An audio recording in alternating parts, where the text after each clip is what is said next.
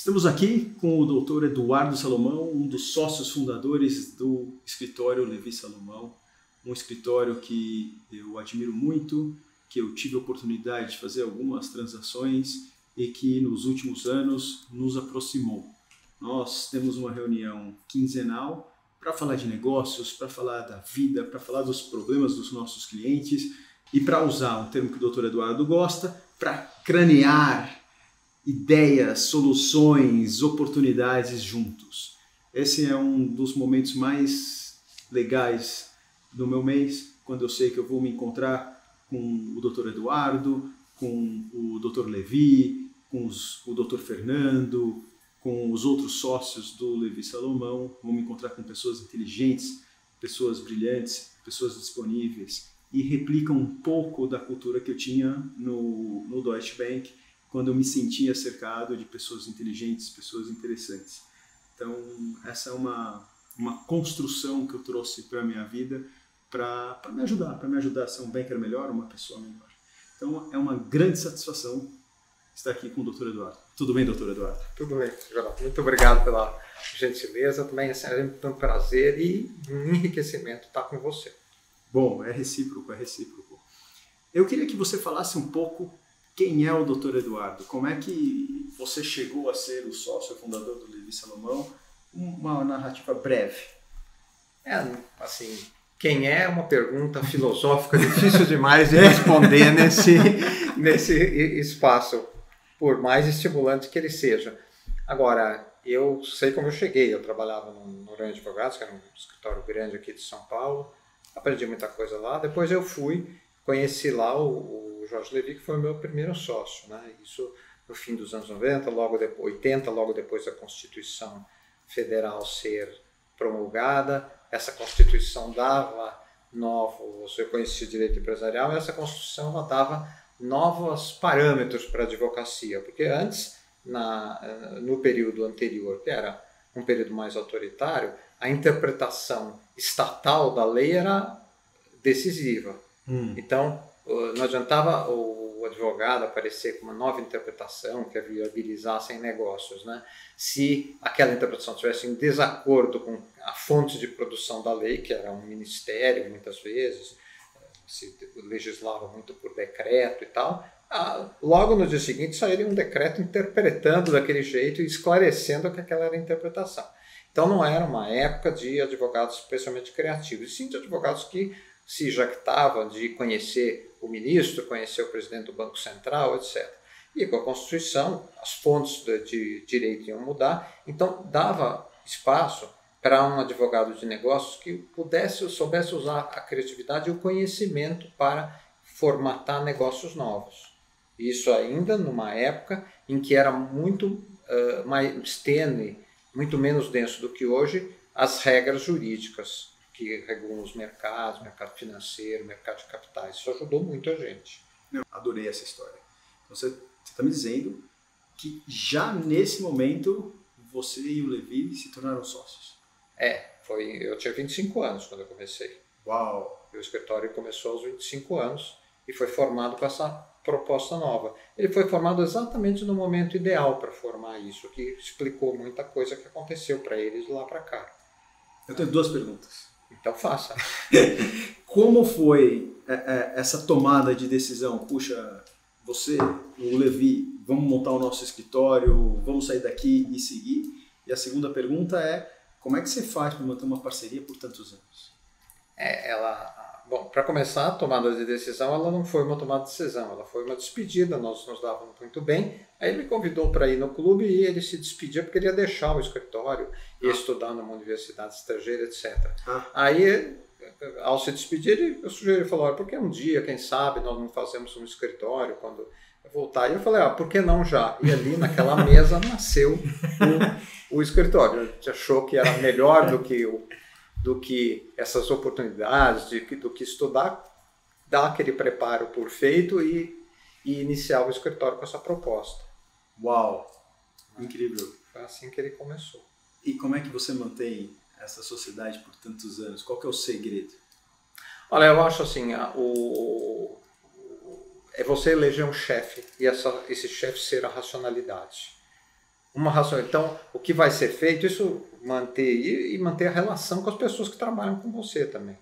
A racionalidade humana, ela é precária? É. Poderia ter mais força, poderia ter mais abrangência, poderia, mas de qualquer forma ela está sempre lá e ela é reconhecida como comum. É isso que ela tem de belo, né? Uhum. Então, se você procurar sempre uma racionalidade nas suas decisões, aí você vai conseguir manter muito melhor as suas relações, porque você consegue explicar as suas decisões, junto com uma sensibilidade humana. Claro. A pura racionalidade também levaria ao caos, mas ela é eu concluo que ela é a peça central, porque ela traz aquilo que é comum entre as pessoas.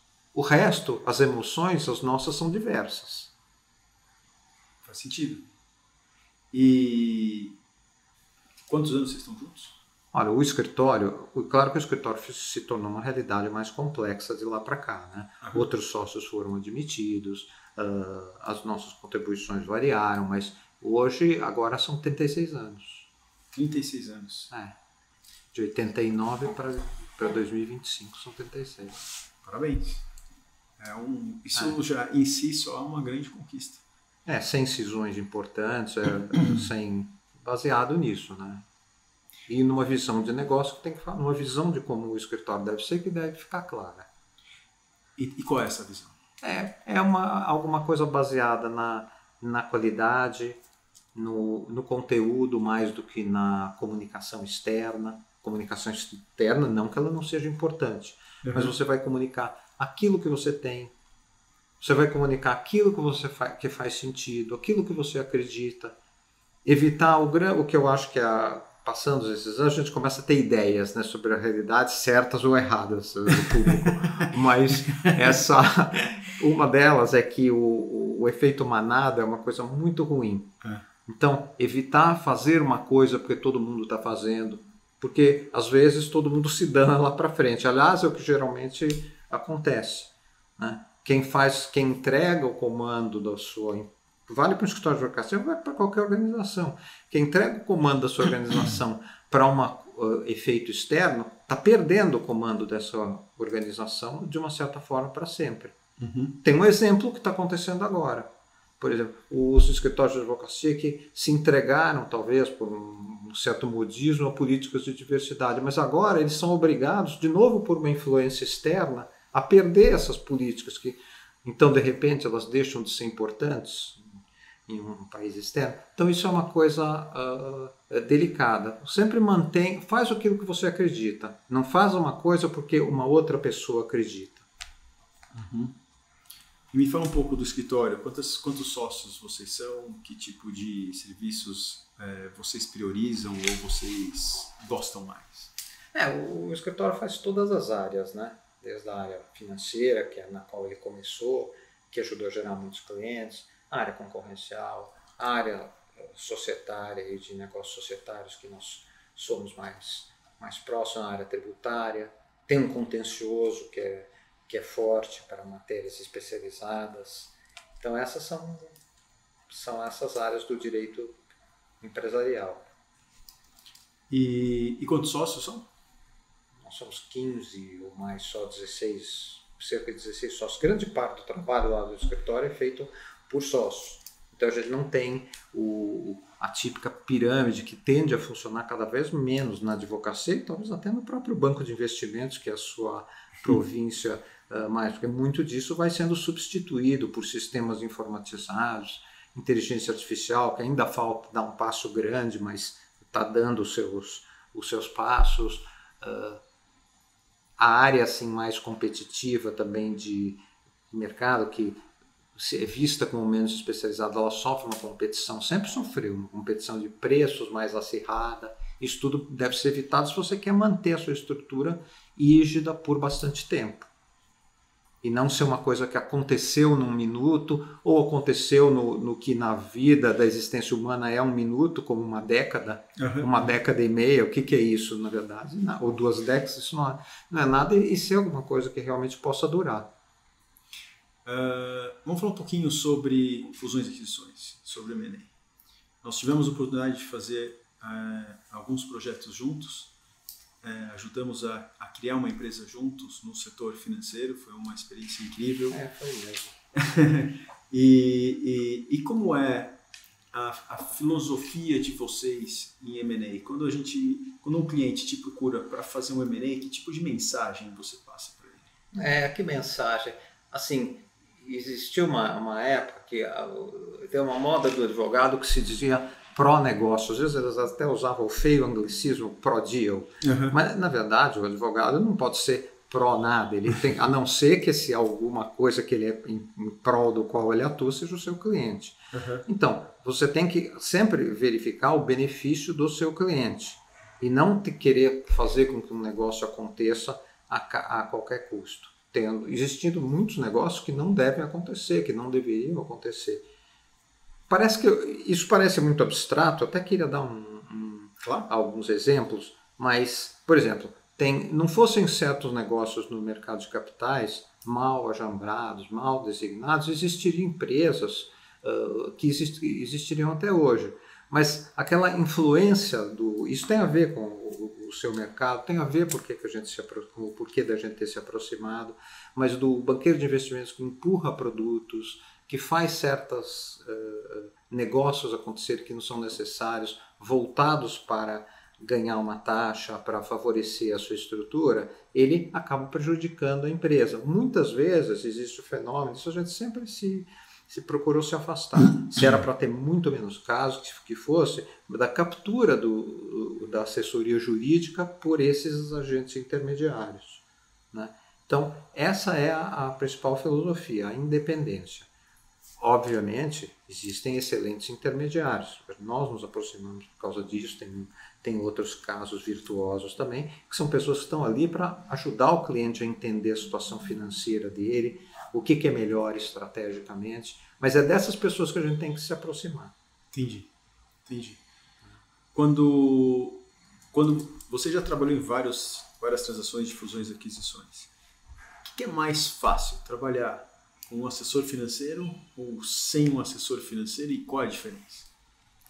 Eu já vi de assessores, não vou particularizar a transação, porque mas eu já vi assessores financeiros, às vezes, que você percebe que aquela pessoa caiu numa ansiedade. E quando essa ansiedade acontece, a pessoa perde, às vezes, a capacidade de ver negócios que, inclusive, ficariam facilitados se não houvesse aquela ansiedade. Por exemplo, um clássico da ansiedade que me ocorre. Você tem que enfrentar um número de minoritários que vão impedir aquela transação de acontecer se você não fizer nada. Você já tentou um acordo dentro do que é razoável, mas agora, se colocar de uma maneira mais incisiva, é melhor para aquilo. Porque se eles crescerem para cima do seu cliente que está fazendo, eles vão acabar dando a lógica, dando o passo daquela transação e ela vai acabar não acontecendo, se perdendo em ameaças e tal. Mas eu já vi, às vezes, o intermediário está tão capturado por aquilo, precisando tanto daquela taxa, tão ansioso que ele não dá esse passo. Ele não consegue arrancar o esparadrapo. Entendi. Então essa é uma dificuldade que está me ocorrendo. A outra coisa é evitar aquele intermediário que está capturado exclusivamente pelo interesse financeiro e não tem a grandeza de dizer, olha, esse negócio não é bom para você, eu vou te arrumar outro. Vamos pensar melhor um pouco, vamos voltar para a prancheta e refazer. E no M&A, o que você acha que é o papel mais importante de um advogado? Ele é um papel de verificar os riscos, de um lado, verificar se fazer uma boa auditoria e depois negociar o contrato de compra e venda de uma maneira razoável. Saber simplificar, isso é muito raro hoje em dia. Os contratos de aquisição são repetições de modelos americanos. Né? E que o advogado que faz muito isso, ele acaba aceitando aquilo sem poder de crítica. Mas ele não vê que aquilo não se aplica. Muitas vezes a complexidade do que é escrito é tanta que um juiz, se for parar entre os advogados, tudo bem, mas o contrato não existe para acerto, pessoas que razoavelmente pensarão, se lembrarão exatamente do que elas queriam fazer e aí decidem e saem apertando as mãos. E existe para quando as coisas dão errado. Então, aquele contrato, para ser lido por um juiz, pela lógica do juiz brasileiro, ele não é adequado. Às vezes porque ele é extremamente complexo. Às vezes porque dizem disparates, por exemplo, este contrato vincula os sucessores. Na verdade, o sucessor só é vinculado se assinar o contrato, né? Pode ser que a dívida passe até a força da herança, mas isso já vem de uma tradição muito antiga do direito civil brasileiro. Não precisa ser dito. Uhum. Tem razão para ser dito no contrato original, que é um contrato norte-americano? Tem, porque o direito norte-americano, o direito inglês, eles são baseados em outra premissa, numa livre interpretação. Então o advogado quer fechar o mais possível, mas não fica bem transplantado para cá. Então, às vezes eu reflito que esses contratos eles servem muitas vezes o próprio prestador de serviços, que ele consegue jogar no seu próprio tabuleiro, num modelo que ele conhece, sem se valer de princípios do direito societário que você precisa para julgar aquilo que é feito. Então, tem contratos que estão atendidos por 120 páginas, quando 10 teriam feito, e mais anexos, quando 10 teriam feito o trabalho muito bem e com muito mais precisão. Perfeito, perfeito. E eu queria uma dica. Uma das coisas mais difíceis quando eu estou numa negociação complexa é quando aparece um advogado que ele quer otimizar cada parágrafo do contrato. Já viu isso? Já. Então ele lê o primeiro parágrafo, aqui ó, aqui precisa mudar esse artigo, vamos mudar esse qualifier aqui, vamos inverter essa frase. Está na voz passiva, eu quero na voz passiva. Na voz ativa. E aí ele vai parágrafo por parágrafo e vai fazendo um zilhão de alterações, e aí só de abrir o documento já dá aquele desânimo, né, cara? Não é possível que esse sujeito tinha tanta contribuição para dar, e você vai ver a essência, o extrato da contribuição dele é quase nulo. Como é que você lida com esse tipo de advogado? É difícil. Para começar, esse tipo de coisa, ele não deixa de ser um subaspecto, subproduto do contrato muito longo, porque qualquer pessoa se perde com aquilo. Então, às vezes, o advogado não fez aquilo repetidas vezes, ele fica inseguro e ele começa a fazer essas observações, essas notações, né? Sem contar que tem contratos e excelentes colegas que praticam nessa área que estão fazendo justificadamente essas observações. Também não quero me perder só na crítica. Agora, o que você pode fazer, geral, quando nada disso se aplica, existe às vezes uma questão emocional, de insegurança do colega que está do outro lado. O que você puder fazer para deixá-lo mais seguro, para criar um ambiente favorável de negociação, vai ajudar ele a ser menos detalhista com essas coisas. Às vezes é emocional a questão, por isso que ela é difícil. Uma excelente dica. Na sua prática, tendo trabalhado em tantas transações, você investiu tempo fazendo um backtest para você ver, puxa, foi lá, negociei essa transação, negociei esse contrato, ele aconteceu. O que aconteceu depois da negociação? Porque depois que o contrato está assinado, a gente sai da mesa. Mas você fez um backtest para entender o que aconteceu, como isso se desenvolveu? Eu, para ser verdade, nem foram tantas transações. Eu tenho uma advocacia muito voltada para a prática financeira, mas algumas vezes eu fui mesmo chamado, e foram ocasiões intensas, para participar da compra, da venda de uma empresa, que o cliente, por alguma razão, confiava especialmente em mim.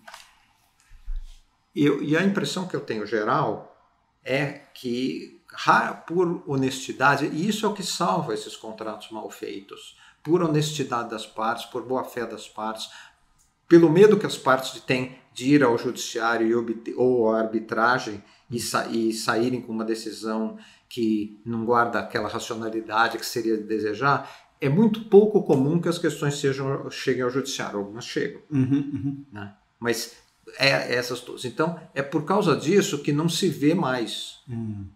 E também o cliente talvez não seja tão exigente com a qualidade do trabalho jurídico que ele tá tendo. Então aqui é quase que aquela máxima, no news is good news. Então, viramos a página, vamos falar sobre transações. Doutor Eduardo, Esse é o terceiro quadro do nosso programa e a gente quer ouvir uma transação que você se envolveu, alguma transação que foi importante para você e por que ela foi importante. Não precisa abrir nomes, não precisa abrir detalhes, mas o que você tem para compartilhar com a gente? Que transações foram importantes. Aquela coisa que tem algum significado além disso, né? Eu falei no começo da venda de um projeto de infraestrutura grande, que teve um momento da natureza humana que apareceu. Eu lembro também das intensas coisas da Lava Jato, aquelas tensões que fez refletir, defendendo clientes, ajudando eles a fazerem acordos, a conseguirem financiamento para reestruturar ou reequilibrar os seus negócios. Então, a fragilidade do executivo, que até então era poderoso, que chama atenção para essa transitoriedade da vida humana. Né? Então, como aquela pessoa estava precisando de alguma coisa, eu me lembro de um dia ir deixar uma advogada do escritório depois de trabalhar até tarde em casa, uma das nossas sócias, a Ana Paula, aí eu deixo ela na casa dela e tinha um vulto na frente da casa. Ela falou, peraí, você não vai descer, ó, tem esse vulto esperando. Ela falou, não, eu vou descer porque esse cara é o diretor da empresa X e ele está, a empresa está sendo investigada profundamente, cita um dos nossos principais clientes, e ele não consegue dormir noite nenhuma se ele não vier aqui me esperar subir comigo para a casa onde eu moro com a minha família e contar as aflições dele do dia. Uau! Então, teve esses momentos, teve outros no mercado financeiro, que foram coisas intensas também, você viu que aquela pessoa poderia perder tudo. Então, é onde eu senti, na prática profissional, mais do que a transação, que aquilo estava fazendo uma diferença copérnica no que era a vida daquela pessoa. Uma pessoa que muitas vezes tinha errado, mas a vida é feita de nuances, afinal. Né? Quem de nós? Não é? Ou nunca. Erramos no passado, erramos hoje e continuaremos errando no futuro, não é? É que a gente tenta errar menos, errar coisas menos importantes. Área transacional, essa transação que de alguma forma tem alguma relevância e que tem uma capacidade de mudança econômica. Por exemplo, o Brasil sempre foi meio refém dos Estados Unidos, que é um grande país, a gente se orgulha de representar certas áreas do governo americano aqui no Brasil, nas suas necessidades de advocacia, como um cliente muito respeitado como qualquer outro. Mas agora, com a entrada de outros financiadores mais dispostos a correr riscos, a dar empréstimos sem garantia, a governos estatais, a governos regionais, é uma coisa importante que pode mudar o Brasil, pode ajudar muito a deficiência de infraestrutura que o Brasil tem. Não é a única, tem a educação, todas essas outras, mas é uma coisa que eu sinto que ao fazer opinião, rever o contrato, sinto alguma coisa diferente. Tem alguma transação que você lembra que você ajudou a criar algo? Alguma transação que eu ajudei. Olha, a gente teve muitas transações vou falar do escritório como um todo. Claro. Toda a securitização de recebíveis, ela nasceu em operações que foram feitas lá no escritório. A própria cristalização disso em normas que começaram os FDICs, etc. Claro que depois isso virou um produto de mercado, não necessariamente bem remunerado como prática de advocacia, mas isso é uma coisa que assim, de bate-pronto eu lembro que nasceu lá. Me conta mais. No começo não existia regulação nenhuma que permitisse que os créditos que uma entidade gera pudessem ser usados, a não ser descontando no mercado financeiro e as taxas eram altas, para gerar capital de giro para essa empresa. E as primeiras soluções que vieram para isso, que foram essas que exigiam mais criatividade logo nos anos 90, primeiros tempos do escritório, elas eram feitas baseadas na criatividade. Então, como era o contrato de cessão de crédito, Como é que você formava uma empresa antes da securitizadora, antes da existência do fundo de investimento em direitos creditórios, que conseguia se abrir para o mercado, captar investidores. Então, esse foi um trabalho, assim, a vol do azul, que eu lembro que foi diferenciado. E onde vocês buscaram inspiração para trazer essas soluções? No direito civil. O conhecimento principiológico do direito ele é importante, porque a cessão de crédito ele é uma figura do direito civil. Ele dá, nos artigos do Código Civil, exatamente o regime de qualquer cessão de crédito. Quais os direitos das partes. Não precisa de uma regulação da CVM para fazer isso. Claro. E a matemática disso? Como é que vocês resolveram? A gente sempre... Eu ouvi você dizer com admiração, com concordância, mas confesso também que com um pouco de inveja, o advogado, profundo conhecedor da matemática financeira, eu acho que eu tenho uma boa lógica matemática, mas financeira, mas nem sempre todo o conhecimento que eu poderia ter, deveria ter dos instrumentos da matemática. Né? A planilha Excel supre isso em certa medida, mas isso a gente foi buscar, ouvindo o cliente. Normalmente tinha sempre alguém da parte financeira que completava isso, né, e fazia essa parte. O advogado tem que saber dialogar, saber refletir aquilo, saber que existe, saber refletir aquilo nos contratos. Porque a transação grande você nunca está sozinho. Então, basicamente, foi um trabalho a quatro mãos com o seu cliente, vocês trazendo a forma, a substância e eles contribuindo com a matemática, e isso parou de pé. Geralmente esses clientes eram os desse momento que eu estou descrevendo. Claro, pensaremos em outros, nas infraestruturas mais recentes, mas eram bancos de investimento. Que o primeiro tipo de banco de investimento que surgiu com sucesso no Brasil, e teve muito, foram bancos de investimento que eles eram tripulados pelos melhores executivos do banco comercial que tinha dado origem àquele conglomerado. Então, esses melhores executivos eles eram transferidos e eles começavam. Então, eles tinham muitas características que fizeram esses bancos, por exemplo, respeito ao advogado, respeito à lógica jurídica e riscos jurídicos da transação, de que eles queriam se informar profundamente. Né? Dar latitude para o advogado dar as soluções, respeitar essas soluções, em vez de outras posturas não tão favoráveis, que eu acredito menos, que eu vi depois, de dizer para o advogado o que tinha que acontecer, etc., e meio que distorcer o trabalho jurídico. Entendi. Então, esse tipo de coisa, num momento em que não tinha regramento, ele permitiu, com os agentes certos, o aparecimento dessas regras, dessas estruturas. E como é que você depois usou essa experiência, essa construção, para influenciar o regulador? Como é que você faz isso? Aí, num determinado momento, aí já uma década depois, já era começo dos anos 2000, um dos sócios do escritório, Jorge Lubira, era presidente da Associação Brasileira de Bancos.